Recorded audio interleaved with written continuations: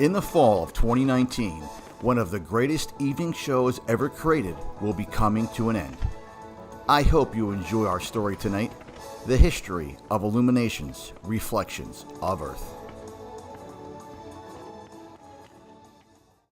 In 1964, Walt Disney envisioned a brand new community to build in his Florida project, later to be called Walt Disney World.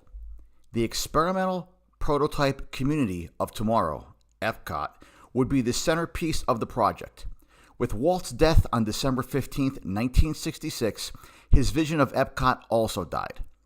The Epcot theme park that opened on October 1st in 1982 is nothing like the community that Walt had dreamed of. Experimental prototype community of tomorrow. Here it is in larger scale. Epcot is actually two distinct theme parks sitting side by side. The front theme park is known as Future World. Future World is a collection of attractions that point to what our future might be. With attractions named The Seas with Nemo and Friends, Soarin', Journey into Imagination, Test Track, and the new Guardians of the Galaxy, just to name a few. Disney is currently investing hundreds of millions of dollars into Future World to bring this section of Epcot to greatness once again. The theme park sitting in the back end of Epcot is known as World Showcase. In contrast to the evolving theming of Future World, World Showcase is a theming masterpiece. This perpetual World's Fair is over 40 acres in size. At the center of the showcase sits World Showcase Lagoon. 11 pavilions currently sit around this enormous body of water. Disney was not the first to try this World's Fair concept in the theme park. In 1975, Europa Park in West Germany opened. Busch Gardens the Old Country in Williamsburg, Virginia opened the same year. In addition to thrill rides, both of these parks introduced the idea of pavilions based on the themes of countries. While both of these parks are quite beautiful, their layouts are much different than Epcot's World Showcase. Europa Park and Busch Gardens have long, winding paths and narrow walkways that connect their pavilion areas. Therefore, neither resort really has a park center. In contrast, Epcot has the World Showcase Lagoon. Surrounding the lagoon is a 1.3-mile loop with extremely wide and relatively flat walkways. This makes Epcot a perfect theme park for an elaborate evening fireworks show, and here is why. Virtually all pyrotechnics are staged and exploded from barges that sit on the lagoon. This makes the show extremely safe. Guests are located hundreds of feet away from the explosions, water cannons, and fire events. This show is visible from all 11 countries and the main viewing area. Guests can always find a place to watch since the viewing area is extremely large. Since the show takes place on the water, nearly all of the views from the park are partially or completely unobstructed. Epcot opened on October 1st, 1982, but did not immediately have a park closing show. It is not until October 23rd that the first show to take place on the World Showcase Lagoon begins. Carnaval des Lumières opened on October 23rd, 1982. This show consisted of rear projection screens and limited fountains and fireworks. New World Fantasy replaced Carnaval des Lumières in the summer of 1983. This show introduced the concept of Pisha lights. These lights rotated and flickered horizontally and vertically. Carnaval des Lumières and New World Fantasy had limited viewing areas located at the front of World Showcase between the Canada and Mexico pavilions.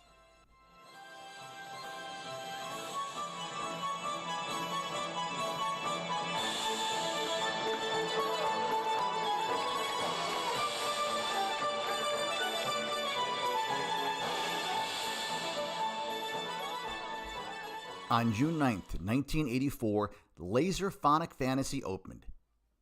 This show could be viewed from all around the World Showcase Lagoon. The fireworks and water fountain barges were introduced, and the projection barges were removed. For the first time, fog and laser effects were used. Booths were installed in the American Adventure, Canada, and Mexico pavilions. Fireworks usage was increased both on the water as well as adding fireworks cannons to the sides of World Showcase Lagoon. These cannons fired Roman candle-type streaks from the shore to the middle of the lagoon. This show is considered the birth of early Illuminations. On January 30th, 1988, Illuminations officially began. This show took the existing Laserphonic Fantasy show and added additional fog effects, additional lasers, a central barge, new music, additional fountains, more pavilion lighting, and more importantly, a new computer system to run the entire show.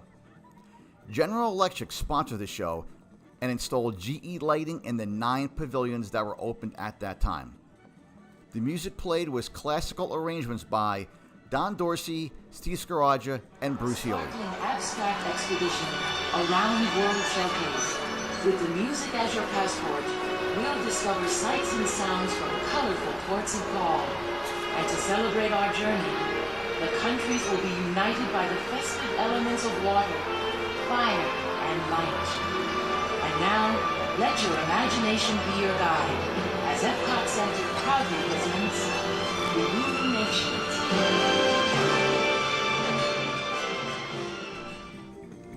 In 1994, the first holiday Illuminations was introduced, in which traditional holiday music from around the world was played.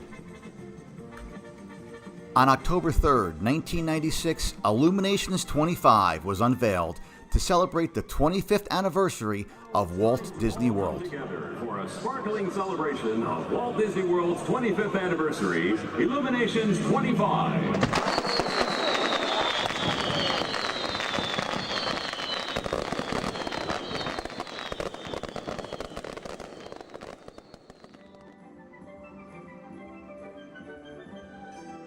February 1st, 1998, the 25 was dropped from the name, and once again, the nighttime show was called simply Illuminations.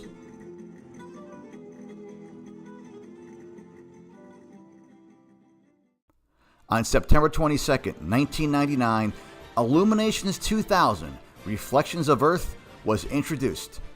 This new show was a celebration of the millennium. Gavin Greenaway composed the music for the show, the same music that remains to this day.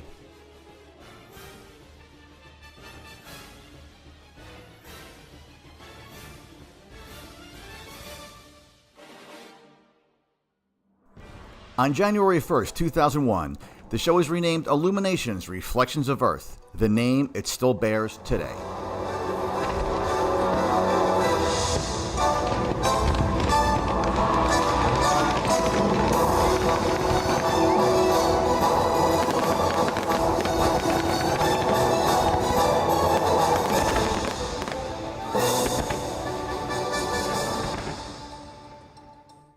Like most stories, Illuminations Reflections of Earth has a 3-act narrative. Disney legend Jim Cummings narrates the show. Cummings has done voiceover work for over 30 years, including such Disney classics as Winnie the Pooh, The Princess Frog, and Aladdin. As narrator, Cummings welcomes the park guests to the show and introduces the story they will see tonight. Good evening and welcome. We've gathered here tonight around the fire as people of all lands have gathered for thousands and thousands. Once the narration ends, the show immediately begins. Act 1 is entitled Chaos. Large-scale fireworks and fiery infernos burn throughout the lagoon. Booming classical music with red, orange, and yellow colors burn bright throughout the water. This is the birth of the planet through volcanic eruptions, lava, and fire. The act ends with a large burst of fireworks, fire, and somber music.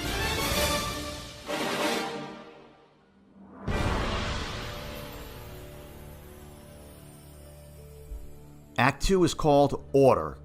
Soft and calming music plays as the large rotating sphere, known as the Earth Globe, moves across the water from the area near the Japan Pavilion toward the middle of the lagoon. The sphere is dark, but begins to turn blue and then green. Over 15,000 LED clusters light up, depicting scenes of Earth's history. Humans, animals, adventure, space expedition are all images that appear on the globe. The act ends with happy, uplifting music and an amazing display of fireworks above the spinning sphere.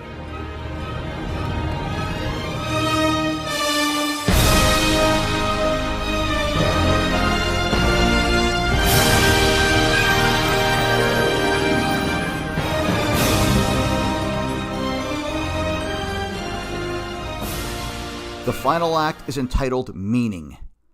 Kellie Coffey sings the song Promise as the torches around the lagoon burn bright. The Earth Globe opens up like a flower and reveals the Unity Torch, signifying that humanity does indeed go on. Over 1,000 white fireworks are launched in a last flurry of fire, water, and lasers as the show comes to an end.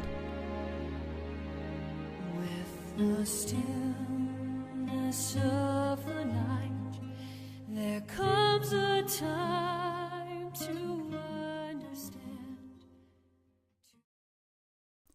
Before the show, several barges are moved from the storage area in between the China and Germany pavilions. A drawbridge is raised and guests can watch as the vehicles are moved onto the World Showcase Lagoon for the evening show. This usually happens between 3 o'clock p.m. and 5 o'clock p.m. Illuminations begins each night at 9 o'clock p.m., except when there are extra magic hours or other special events which may push the start time back. The Earth Globe is the show centerpiece. It is 28 feet in diameter and sits on a 10-foot pedestal. The weight of the globe is over 320 tons. It is the only barge in the show to have a driver who uses an infrared guidance system to navigate the globe. There are over 300 unique images and movies displayed on the globe using over 15,000 LED clusters. The Inferno barge weighs 150,000 pounds and has an isopar system on board which shoots balls of fire up to 60 feet in the air. No matter where you are standing around World Showcase Lagoon, you can feel the heat from the fireballs. At one time, fireworks were launched from the barge, but due to the possibility of accidental explosions, they were moved to their own barges. There are over 2,000 individual fireworks released during a single illumination show. They are shot from barges and 34 locations around the lagoon. Timing chip technology is used, so the fireworks explode in synchronization with the music being played. A pneumatic launch system is used instead of black powder to cut down on pollution. Laser systems are installed in the American Adventure, Canada, and Mexico pavilions. In addition, mirrors are used in the other pavilions to fill the sky with beams of light. Synchro lights are used to emit various spinning and moving light effects around World Showcase. These lights are programmable and are used to highlight smoke and other events at distinct times. There are 4 fountain barges that can pump out 4,000 gallons of water per minute. Since the barges each have 40 water nozzles, they can create a water skirt effect. The barges also have an onboard lighting system that allows them to display different colors in the fountain effects. There are 19 torches around World Showcase Lagoon, one for each century in the first 2 millenniums. The 20th torch is the Unity Torch, which is inside the Earth Globe. The Illuminations control booth is located in the top of the Mexico Pavilion. The show uses over 60 computers in 40 different locations to run the show. Since outdoor lasers are in use, they must abide by FAA regulations. It has been reported that 15 minutes before each show, the control booth notifies Orlando International Airport so that air traffic can be advised. After the show, the barges and Earth Globe are driven back to the storage area. The drawbridge is raised once again, and guests can watch as the vehicles are returned for the night. This usually happens around 9:30 p.m., except when there are extra magic hours or other special events which push the illumination start time back. Music has a way of associating places, people, and events in our minds. The pre-show music selections for Illuminations are probably songs you've never heard before. After hearing them for the first time, however, you will forever associate them with Illuminations' Reflections of Earth. The pre-show music usually starts around 30 minutes before the show, around 8:30 p.m. When there is a special event at Epcot, like the Food and Wine Festival, they will have a concert series at the American Gardens Theater. This will push the Illuminations pre-show start time back several minutes, and therefore you may not hear all of the songs on any specific day. There are 11 songs in the pre-show from 9 different artists. The main show and post-show music was written by Emmy Award-winning composer Gavin Greenaway. The main show theme song is sung by Kellie Coffey.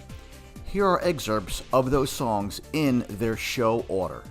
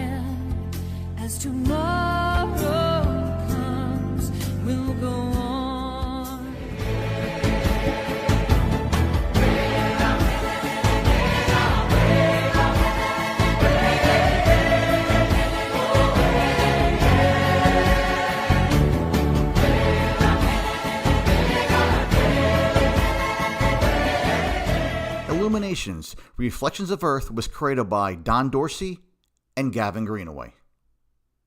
Don Dorsey has worked for over 35 years as an audio production consultant and director of fireworks for nighttime spectacular shows. In addition to creating and directing Illuminations, he directed The Laserphonic Fantasy and Sorcery in the Sky for Disney theme parks. He also created all the electronic arrangements for Disney's Main Street Electrical Parade.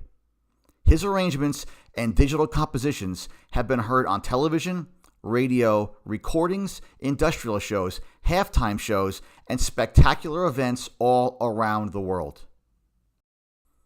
Gavin Greenaway is an Emmy Award-winning composer, pianist, and conductor. He composed all of the music for the main show. He has also conducted dozens of scores for major motion pictures over the last 25 years.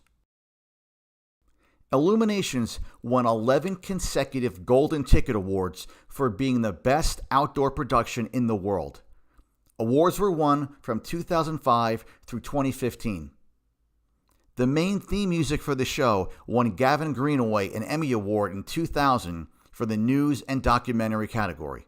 The music was used in an ABC documentary.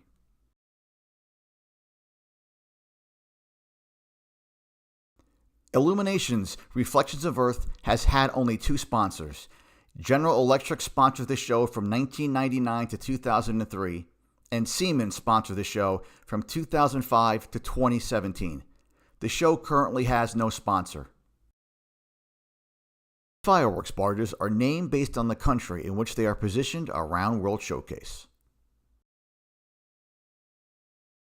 The theme music for Illuminations Reflections of Earth was supposed to be written by Hans Zimmer. Due to scheduling conflicts, Gavin Greenaway took over this responsibility. These Roman candle firework effects are only launched from the sides of World Showcase Lagoon when the weather permits.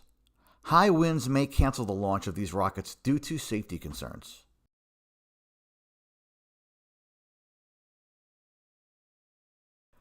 Based on the announcements from Disney, Illuminations will be replaced by 2 different shows. An interim show will run from September 2019 through early 2020. This show is the working title of Epcot Forever. The show will feature classic Epcot music. The new permanent show, which is supposed to open in early 2020, has a working title of A Celebration of Disney Music. The show is supposed to feature drone technology, LED panels, projection technology, fountains, fireworks, and lasers. Of course, theme parks need to make changes to stay current and keep the guests coming, but getting rid of a popular and award-winning show at this time is a little hard to understand.